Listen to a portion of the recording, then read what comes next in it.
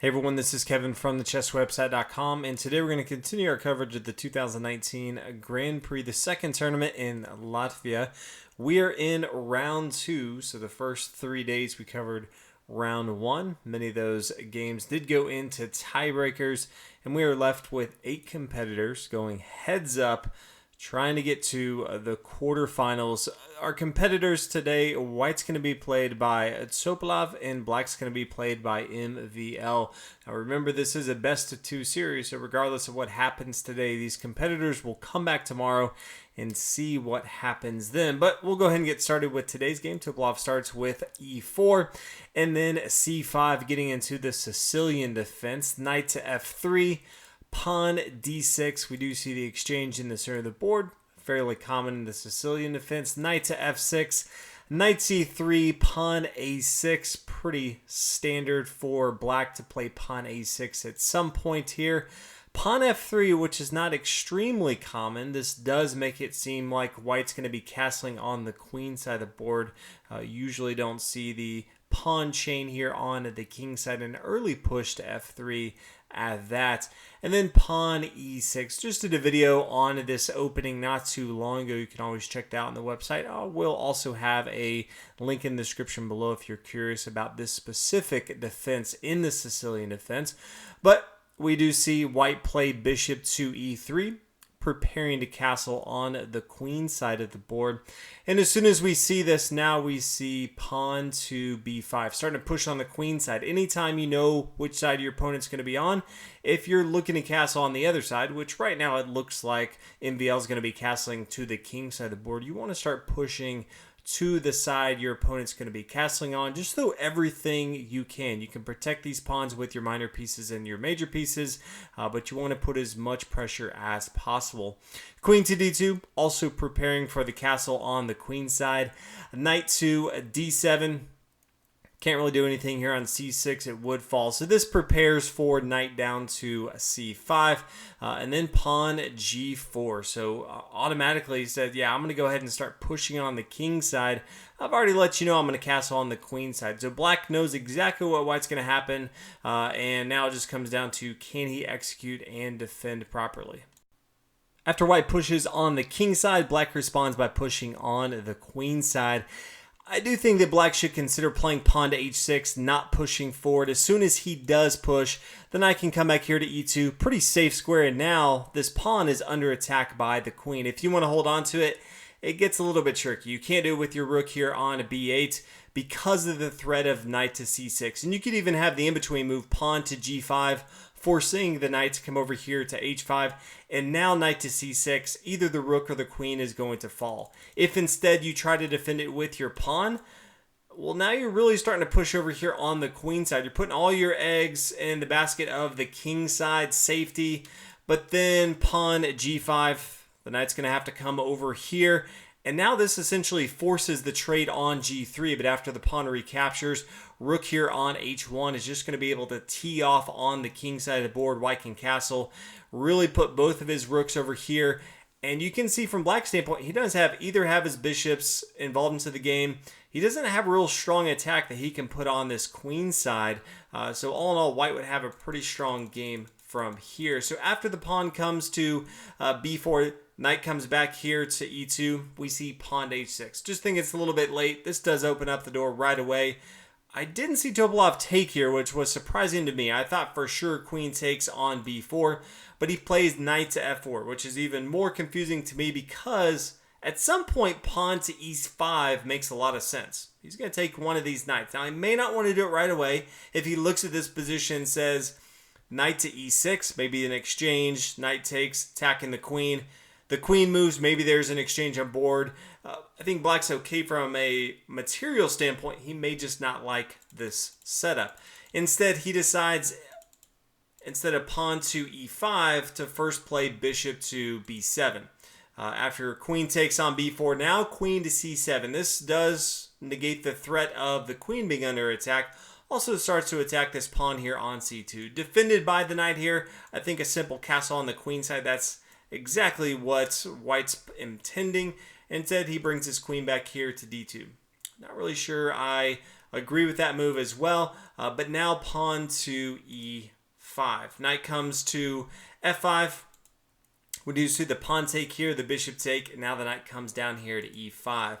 Bishop to e2, queen down to c7, and then eventually castle on the queen side. So as you're looking at these, there's some interesting moves, in my opinion, from White specifically as far as how he's attacking. I think MVL has put him in position to actually have a really solid game, up some material, but White hasn't done all the moves that I would expect him to do.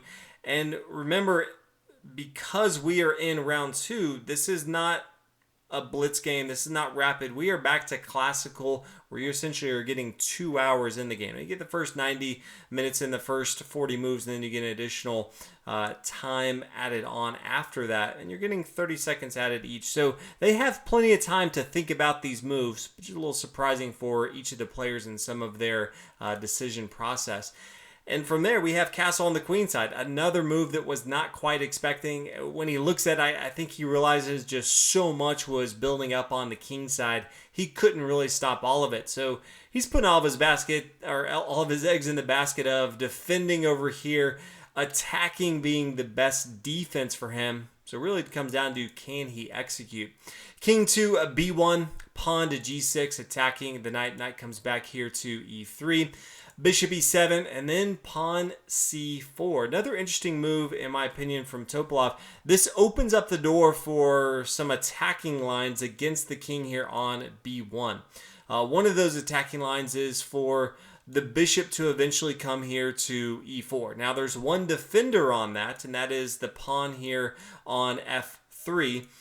Black could right away play knight takes on e4. Pawn recaptures, the bishop takes. This is forking the rook here on h1.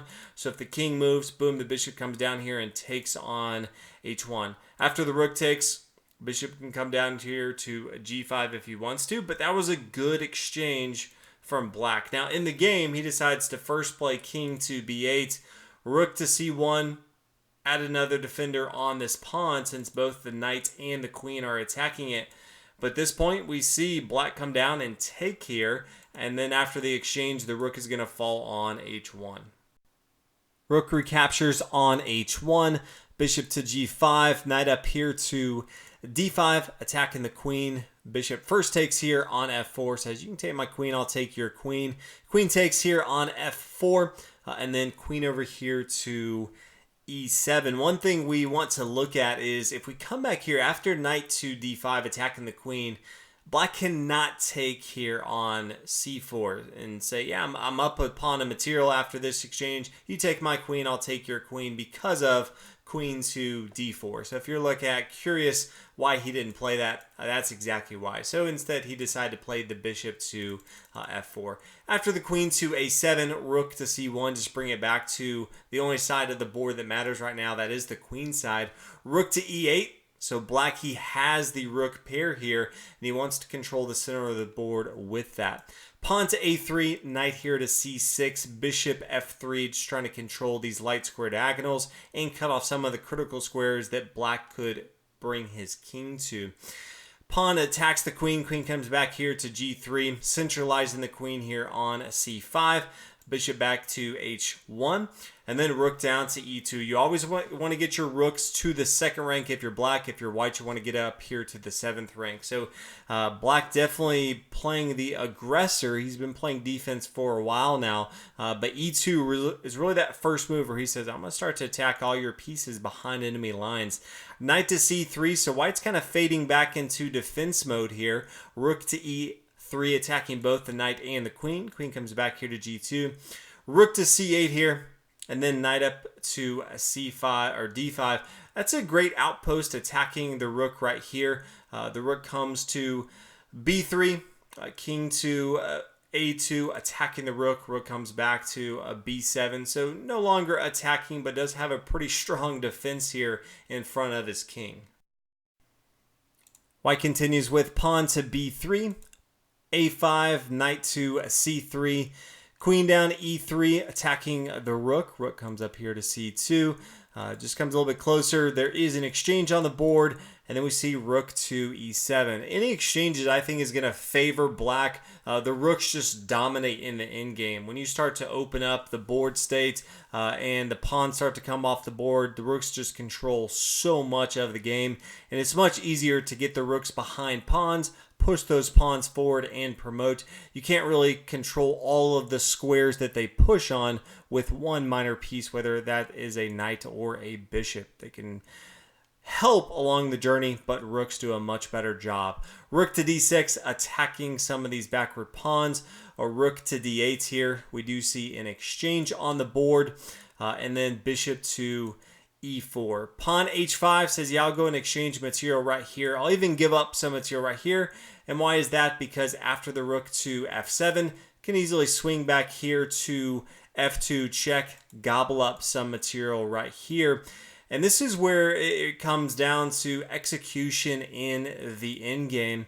Pawn to g4, and it's very difficult for white to really hold on to all the material. The king needs to stay over here on the queen side of the board to hold on to these pawns, but he also wants to get his king over here to the king side because he recognizes the pressure that he's under by this pawn and this rook. It's a tough decision at the end of the day. Topalov decides to go and start bringing his king involved into the game. And now let's get this knight involved. King to d1. And now knight to d4, getting ready to start gobbling up material right here, which is exactly what Topalov does not want to happen. He just doesn't have too many other choices. Knight to d4, knight to g3. Now the king gets involved into the game. He can always just use this as some in-between moves. If there's ever a board state where he's like, yeah, I'm not sure, I don't want to move a piece because it may not be good for me, he can just get his king involved into the game, wait for his opponent to make a mistake. Bishop to e4, knight down here to f3, and anytime this bishop takes or any other piece takes, the pawn can just take right here, and this king can't come up to the second rank. The rook here on h2, it can swing back and forth, can just really negate where the king can move to. Pawn to c5, knight down to d2, attacking the bishop. King comes over here to g1, that's fine. Rook to h3. This is an outpost for the rook, which we typically don't go over too much, but it cannot be taken. King here to g2, that's fine. Knight takes, and from here, it's just pretty much game over. Yes, the knight can take, but then the rook can just gobble up all material. A rook versus a knight in game is always going to end up favoring the side with the rook. And there's no way for this pawn to, or this knight to take all the pawns. Very easy for the rook to take, and then eventually end up with either a pass pawn and promote to a queen, or just be able to end the game with his rook. So with the win here as the black pieces, MVL is one step closer to the semifinals. All he needs is a draw in the next game, and he will move on to the round of 4 players, would be one step away from the championship. So congratulations to MVL. Thank you guys so much for watching this video, and I'll see you guys tomorrow in game number 2, round number 2. Thanks for watching. Bye.